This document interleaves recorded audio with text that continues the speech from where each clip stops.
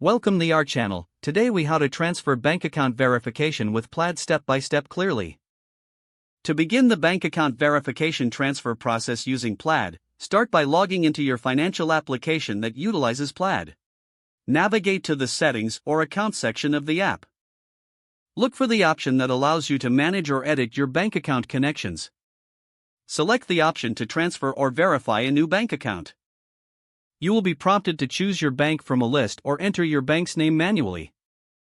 Once you find your bank, click on it to proceed to the next step. You may need to enter your online banking credentials, including your username and password.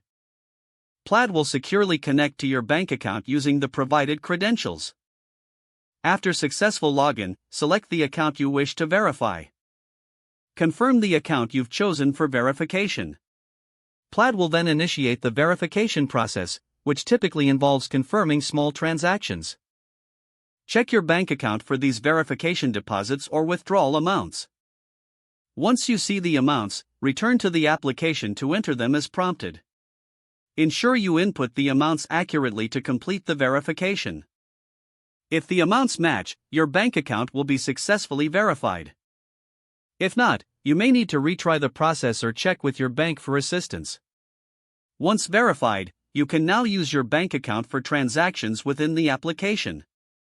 That completes the process for transferring bank account verification with Plaid.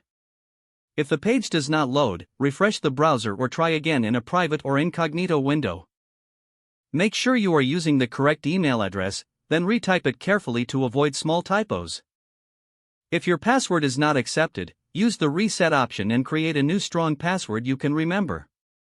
Check your spam folder for verification or security emails, then complete any requested confirmation steps. Enable two-factor authentication if available to improve account security and reduce unauthorized access risk. After signing in, review your profile details so your contact information and settings are accurate and current. If you see an error message, note it down and try again after restarting your device and internet connection. Log out when you finish, especially on shared devices, to keep your account and payment information secure. If the page does not load, refresh the browser or try again in a private or incognito window. Make sure you are using the correct email address, then retype it carefully to avoid small typos. Don't forget to like this video and subscribe to our channel for more step-by-step tech guides.